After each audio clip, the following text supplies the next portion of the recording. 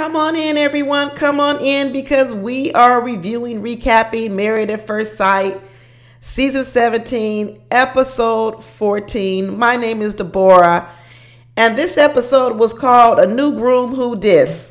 New Groom Who Dis. So we got a whole episode, y'all, of the Chloe and Michael show, the Chloe and Michael wedding.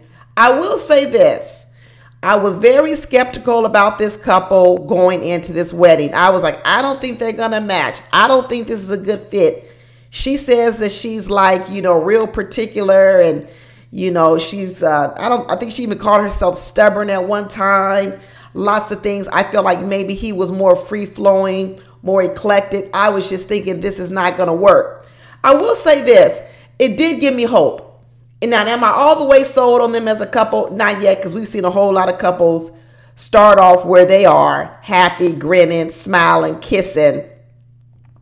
And then lo and behold, by the time they get done with the honeymoon, they fighting like cats and dogs. I do want to know this, though, y'all. Is their decision day the same decision day as everyone else's? That I don't understand. What is going to happen? Or is the season for the other couples going to get extended? How is this going to work, y'all? The fact that this couple is so far behind. How is the fact that they can have the same decision day? I don't know how this is going to work. Somebody please let me know down in the comments. I know a lot of you always have some inside information. What's one of my viewers? Alyssa. I think Alyssa always knows the tea on how these things work behind the scenes with these. Alyssa B. I think that's her name. Work behind the scenes with these, but someone let me know, will they have the same decision day as everyone else? But let's get in here and talk about this episode. We got to talk about the wedding. We got to talk about a cameo appearance from Orion and Lauren. We definitely got to talk about what my thumbnail said, drunk ass Emily. Oh, she's a sloppy drunk. She is a sloppy drunk. And let me tell you something else Emily is. Emily's passive aggressive. Emily is very, very, very passive aggressive. We saw it on that after party when she got into it with Keisha Knight Pulliam. A lot of y'all came for me hard in these comments. I'm telling you, us mafs community, we were definitely split on Emily versus Keisha Knight Pulliam. We were split. But we got to come back together, y'all. We got to come back together this week and talk about this. But I think that episode last week made me open my eyes a bit more to Emily. And I saw a lot more passive aggressiveness in this episode, the way she was handling Brennan. We're going to talk about that as we go on. But we're going to go through the fact that the only people that didn't come to the wedding and give the wedding some bad karma, some bad juju was Austin and Becca. What do y'all think about that? What do y'all think about the fact that here is Austin taking Becca to Philly to meet his grandmother? I think I mentioned this last week that I think Austin is probably one of the worst of them all, because I think really what he's doing to Becca is actually even worse than what Orion did. I actually think it's even worse what Brennan is doing. I actually even think it's worse than what Cameron did, because I think what Austin is really not even really interested in this woman.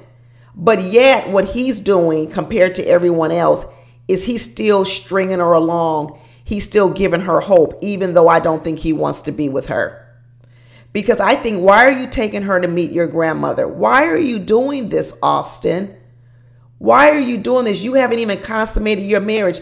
He's still talking about he's not ready to have intimacy, sex.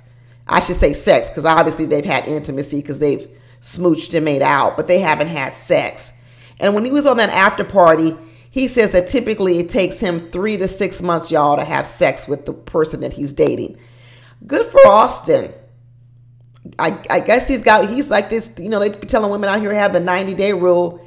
There you go. Austin with his peggers fetish said he needs 3 to 6 months before he gonna lay down with a woman. And I'm thinking, well, I could see that if you dating her, but this is your wife. You need 6 months to lay down with your wife. I don't know, y'all. It's coming. I think I'm coming to find out that Austin might be the worst psychologically damaging to people than even Brennan might be doing to Emily, because I'm already thinking Emily over here is way more aggressive than she's been letting on. But you know what? To get to this wedding, I was happy for them. I was really happy to see that they were physically attracted to each other. And I was trying to make sure that it wasn't just no games and that Chloe wasn't just pretending like she thought. But she did a lot of little things that made me think she really was attracted to him. The way she grabbed his face, that very passionate kiss.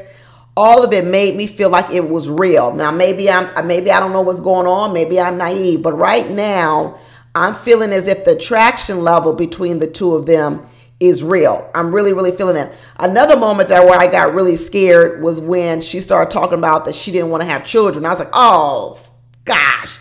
Don't tell me Married at First Sight has put together another couple. One wants to have kids and one doesn't. So I was so happy to hear that when they flipped over to Michael, he too said he wasn't really, he could go either way. He was saying, you know, he doesn't have a real affinity. I don't even remember what the word he was to children. So he would be fine with adopting. He'd be fine with fostering. He'd be fine with all those things. They both have fostered pets. She with dogs, he with cats, I believe. So I was like, phew. Because I'm thinking, you know, right now, you know what I think is happening between Michael and Chloe, y'all, which I'm going to be hopeful, is that I think these producers made some bad matches this season. And really, there really were some better matches for these people. But you know what they chose? They chose violence. They chose drama. And really what they didn't do was they didn't match the right woman with the right man or the man with the woman because they wanted drama on the show. And I think that first girl who came to the altar and left, I think the producers knew from the beginning she was drama. They knew she was drama. And she gave them some drama, but she gave them some drama in the kind of way they didn't expect. She bowed out very early. But I think in and of herself, she was going to be drama. And I think that's what this was set up for. And I think the backup person, who now may be Chloe, was really maybe the better fit. Who was really the better fit, because you could tell that they purposely sometimes choose people that don't even match with the other person. So I'm going to think hopeful, y'all. I'm going to think hopeful in that Chloe is the backup for Michael, because Chloe was actually the better fit. But what they didn't think they were going to get out of Chloe was going to be some drama. That's what they didn't think, because you know what I am? I am not sensing any drama from Chloe. Think about it, y'all. Are you sensing that she's going to be drama in any kind of way? I don't think so. And I think they didn't choose her because even though she might have been a good match for Michael, I don't know if they thought she would have made good TV. But if they make it, if this marriage is able to make it, that means the producers bet wrong, because what they're thinking is us as viewers, all we want to see is mess and drama. And the truth of the matter is a large portion of us want to see a love story. I don't mind a drama couple. You got 5 couples. I don't mind a drama couple because I do want some interesting storylines. I do want to have something to talk about. But I also want to see love. And I think at this point right now, what Married at First Sight has done is they've tried to lean too far to the drama side and zero love. And in fact, this season, they missed it all together, in that not only were there no matches, it's not even interesting. See, last year, we didn't have no matches. But you know what? Let me tell you something. Those people still made for good TV. Kirsten made for good TV. Eris made for good TV. A lot of those people on there made for good TV. There were no matches, you know, besides Nicole and her husband. But at least there was something to talk about. Gina, there was something to talk about. This season, honestly, y'all, there's really not even that much to talk about. And we don't get no matches. So maybe we're going to get lucky. Maybe we're going to get lucky and Chloe and Michael are really going to be a good match. I sure hope so, y'all. I really, really do. But we're not out of the woods. We are not out of the woods because Chloe says she is a reformed perfectionist. I hope so. I really hope she's performed. She's aware of her negatives. She was saying that in the past she wasn't emotionally available. She was saying she was such a perfectionist. She didn't give of herself. She was so busy trying to wrap everything in a neat bow. She says that she's a minimalist. I do think she has some very, very strong opinions. And even when she was talking about not having kids, I sensed this stubbornness to her. She definitely was not open to it at all. And so what I'm wondering is, does she take that position on a lot of things? Once Chloe makes up her mind, does she stay there? Is it hard to get her to move off of it? Because she was definitive about adopting pets. She was definitive about not having children, which is fine when you're living alone and you're by yourself. But what happens when you have a point of view and now you're married and you have to marry up your point of views with your spouse? Is she really reformed? Is she reformed enough, or is Chloe dogmatic in her thinking? Even if you may agree with some of her things and say, good for you, girl, is she dogmatic in her thinking? And how is that going to go along with Michael? Because the friends asked a good question. Hey, when Michael wants to go and spend $1,000 on shoes, how are you going to feel, Chloe? How are you going to feel about it? And Chloe says, well, I'm a minimalist. I don't think you need all those things. Like I was saying before, Chloe was talking about she likes to go hugging trees in the woods. And I was telling you, I was like, I don't know. I don't know if Versace and Gucci make attire to go hiking in the woods. I really don't know. I don't think I'm sure there's some $1,000 boots he could wear. Maybe that's what it's going to look like. Maybe he going to go hiking in the woods, but he going to be going hiking in some $1,000 boots. Chloe, are you going to be okay with that? Or are you going to be dogmatic and then put him down because he doesn't really want what you want, and you're going to think that what you want and what you've come to is more superior than his thinking? Because I don't think that Michael's a follower. That I don't get at all. I do not believe that Michael is a follower. I do not at all. Do I think that he is a toxic leader? No, but I don't think that he's a follower. I think he's very smart. He's intelligent. He has his own mind. So I don't think that Chloe's going to be able to run over him with her own opinion. So I hope it stays sweet. Just like Michael kept saying, let me see your hands. Are you sweet? I need a sweet woman, and I hope Chloe stays sweet. Michael said he was acquired taste. He said, I know I'm an acquired taste. He is. Michael ain't for everybody. He said he knows he's an acquired taste. And so for right now, Chloe says she's good with it. But she seemed more afraid if he was going to like her. When she was up there sweating and having her panic attacks before the wedding, a lot of it was centered around not would she like him, but would he like her? I think she's experienced a lot of rejection in her life. I think a lot of men have turned away from her, kind of like she said, because maybe she was a little bit cold. Maybe she was a little bit closed off, walls up, and maybe they walked away. I don't know. So at least, like I said, at least she's aware of her negatives. I mean, there's some people out here that do no self-reflection at all. Every time a relationship fails, they think it's all about the other person. We dealing with that over on my other show, Ready to Love. We're going to be talking about that this week. Zero accountability. But they both brought each other nice gifts. He bought her a nice little, it looked like Tiffany, y'all. Was that Tiffany? Was that a blue box Tiffany? A Tiffany necklace. She bought him some cufflinks. So it looks like maybe they both have good taste. And what I liked about what they both did, they both put it on immediately. She put on the necklace and he put on the cufflinks. Even if it didn't really go with what they had on, they said, I'm going to wear it. I really, really like that. He told her about the situation real gently. I like the way that he explained it to her, what happened. I like the way he reassured her that, he's not a damaged man coming here and that she's not second fiddle. I really like the words that Michael used. He says blend, y'all, between eclectic and his dress, but his words are very grounded. If you didn't see a picture of Michael and he was just speaking like through audio, I don't know if I would match up his words to the picture of him. So I think he is this blend between being eclectic, being artsy, but also being very logical, very grounded, very sensible in his thinking. So maybe that will be a nice blend with her. He said he wanted a woman that was silly. She did a couple of silly things, like put the little eyelash above here and everything when she was taking off her makeup. What about that makeup they did on her? I'm going to tell y'all, when they were first doing her makeup, when she was about to get married, I'm telling you, I was like, oh my God, that makeup looks horrible. They got her looking like a ghost. It just looked like her foundation wasn't blending. It looked horrible.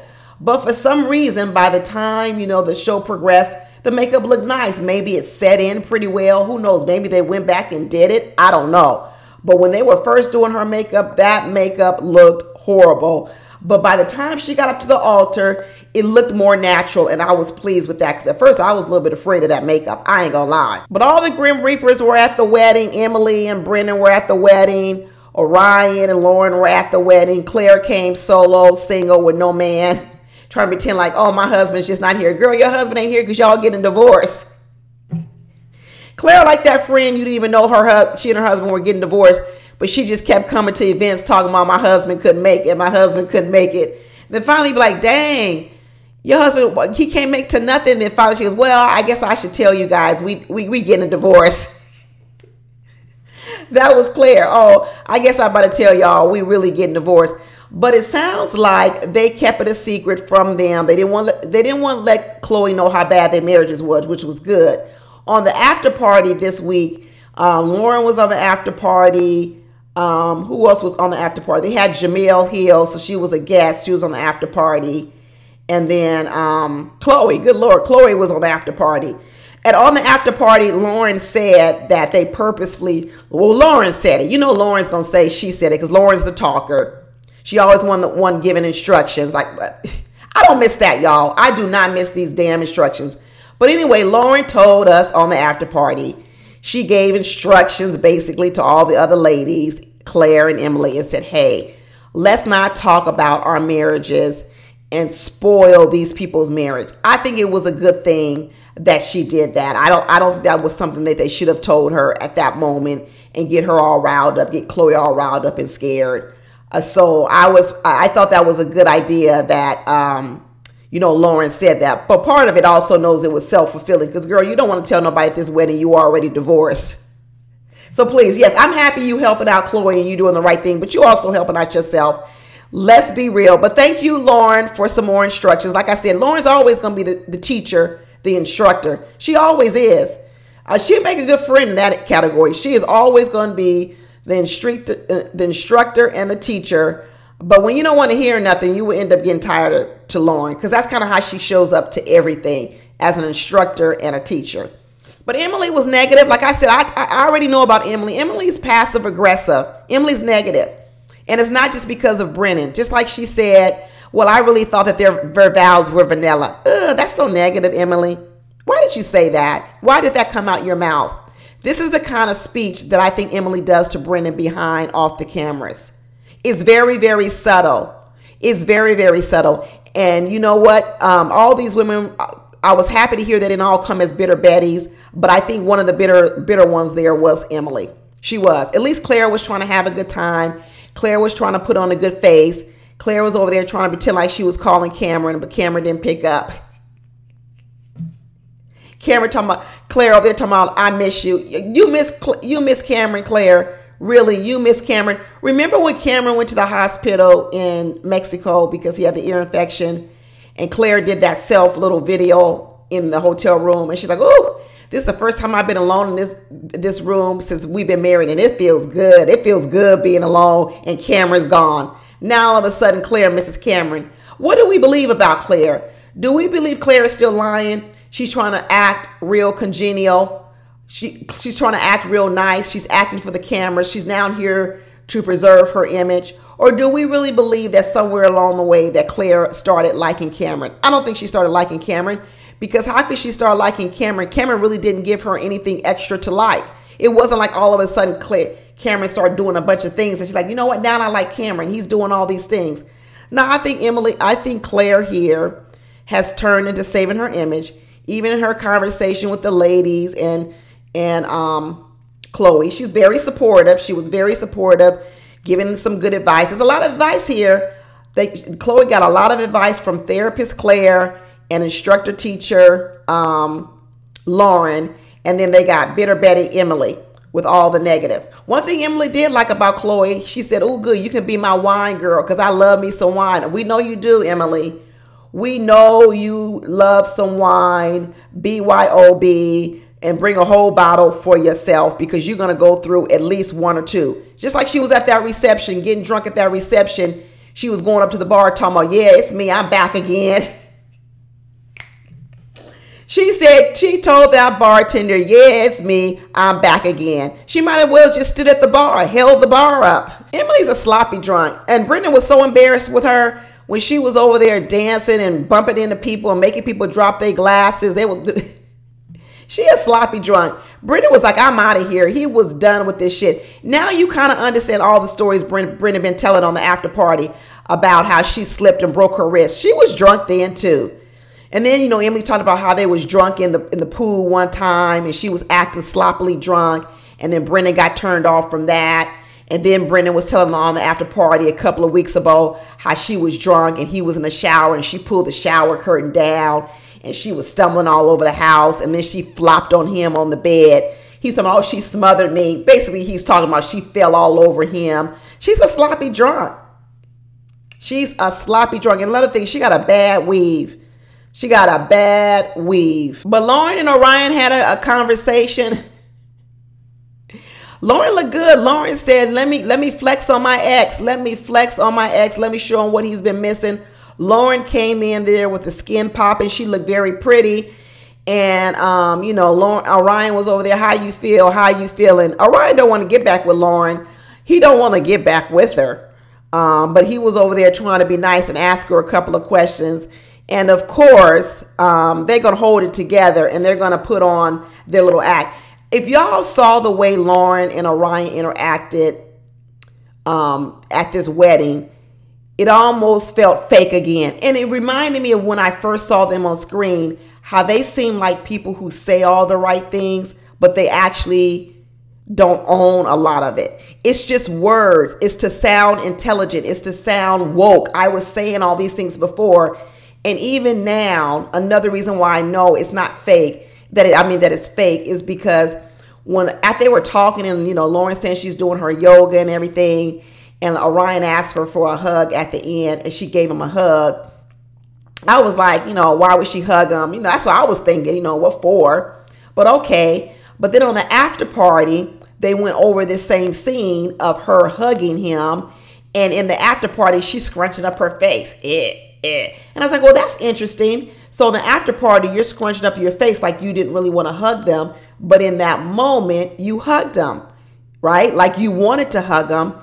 And then when Keisha Knight Pulliam asked her on the after party about the hug, she goes, oh, well, it was a good feeling to be able to, sort through that and this and that and this and that. She talked about it sort of in a positive way.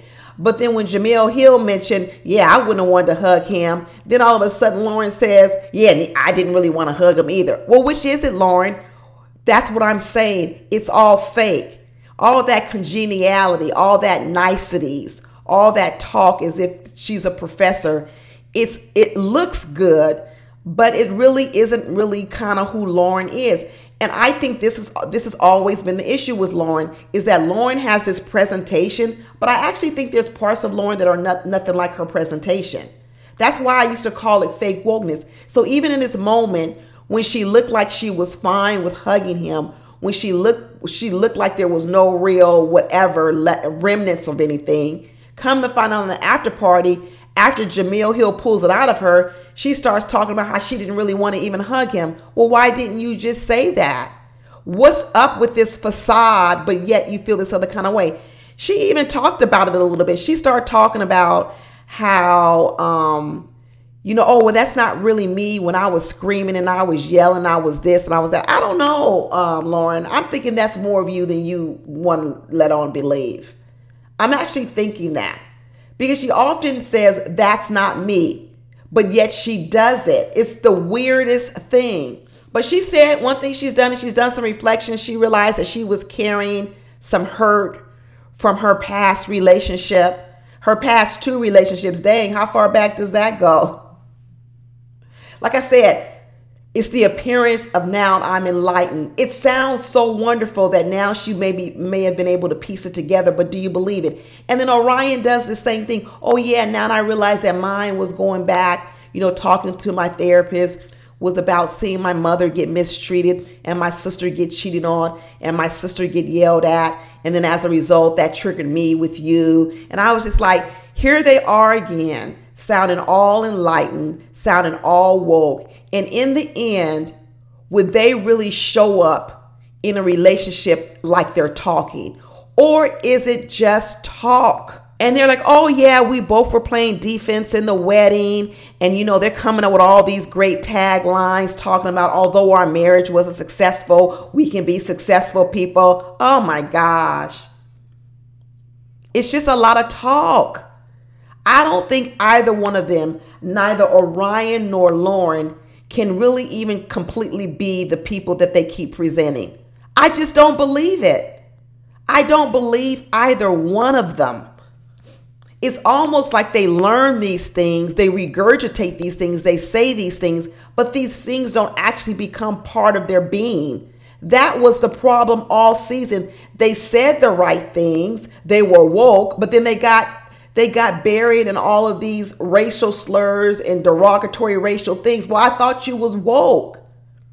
I thought you was healed. I thought all these things. I thought you were open. But yet in the end, those two end up being some of the most closed-minded people. That's what I said. I think it's a lot of talk and not a lot of walking in it, to be honest with you. But I tell you, this part with this drunk Emily all night, I can see why Brennan don't like her, y'all. I don't know why. And this is the thing what I don't understand about Emily. Why doesn't Emily know this? Why doesn't Emily know that Brennan is turned off by her drunkenness? When Brennan walked out of that reception once again, he was turned off again. And let me tell you something else that happened. On the after party, Lauren told us that after this wedding, the five of them, Brennan, Emily, Orion, Lauren, and Claire, all went out to a bar after the wedding. A bar, more drinking with Emily, more drinking. And what Lauren says is, oh, well, it didn't turn out that well. Well, why didn't it turn out well? That's what Keisha and I Pulliam asked Lauren. Lauren said because the whole night Orion was standoffish. We didn't even talk. So once again, here we go. Orion was posing for the camera, acting nice on the camera, like, you know, all this conversation. Then once they're not on camera and they're at this bar, she says Orion didn't even talk to her because he didn't know to talk. He said same thing with Brennan. Brennan was standoffish because Brennan was turned off from the wedding with drunk Emily. He was turned off with Emily at the wedding, drunk Emily. Emily is still wondering what is Brennan turned off about her. She doesn't self-reflect. And Emily's a liar anyway, too. Emily's passive aggressive. When Emily stuck those friends, remember the couple episodes back when those friends came hard for Brennan? And we kept saying, dang, Emily must have told these friends everything because they got a lot of ammunition. They got a lot of information and they're coming hard at Brennan. And then later on, when people confronted Emily and said, hey, you must have told your friends some information because they had a lot of information. What did Emily do? She lied to our face and said, I didn't say none of that to them. We said, well, Emily, you had to tell them because how else would they know? I didn't tell them that. She lied. Emily is passive aggressive. In a lot of ways, Emily is working a lot of people out here. She's working the audience. She worked Dr. Pia because what Emily likes to do is, I think secretly behind closed doors, Emily is drunk talking. She's chiming up and she's doing a lot of things. I even see Brennan's comments differently now. If you listen to Brennan's comments, even in these previews for next week, Brennan says to Emily, do you really want to talk about this? Are you sure you want to talk about this? We shouldn't talk about this. Let's not say it on camera. All this time, we put a lot of emphasis on it. Brennan was protecting himself, right? His image. But I actually think Brennan is protecting Emily. I know Brennan knows how to keep family secrets. I keep talking about that. But I think most of the dirt that Brennan is keeping is Emily's dirt. And that's why Emily shuts her mouth. Because Emily knows it's a lot of dirt. So all Brennan has to say to her is, do you really want to talk about this, Emily? Do you really want me to open up my mouth on camera and talk about this? Because if I open up my mouth, you know what's going to come out of it. You know the stories I'm going to start telling. And the minute Brennan says that to Emily, Emily be's quiet. She's quiet. But you know what Emily does? Emily then comes back and says, Brennan is silencing me. He won't let me speak. Nah, what Brennan is doing is Brennan is warning Emily. He's absolutely warning Emily. But when Emily is not giving up and what she's not talking about is what she's doing. She's focusing on how Brennan is using this sort of way to keep her quiet. But she's not focusing on what does Brennan have over you, Emily? What does he know about you that he's not telling that allows you not to open your mouth? Because Emily knows how to talk. She was talking at this wedding the whole time. She knows how to talk. She's keeping quiet because I don't think she either wants Brennan to spill her secrets. That's what I think. She was running around talking about Brennan thinks we don't have chemistry, but I think we do. Like I said, she's not self-aware. Emily's not self-aware. She's not aware of her negatives. And let me tell you, it's hard to improve if you're not aware of your negatives. And one thing Emily has focused on this whole season are all of Brennan's negatives. And he got a lot of them. But she doesn't focus on any of her negatives. What negative of herself has Emily even admitted to? What negative? What negative about herself has she even admitted to? Nothing. Nothing. It's been all of Brennan's negatives, and he's keeping her secrets. I need a tell-all book, Brennan. I need a tell-all interview. Anyway, that's it, y'all. Maybe tomorrow I'll be able to do an after-party video. I'll see if I have enough time to do it. I talked about it a little bit here in this episode. But that's it for now. I will talk to y'all later. Bye.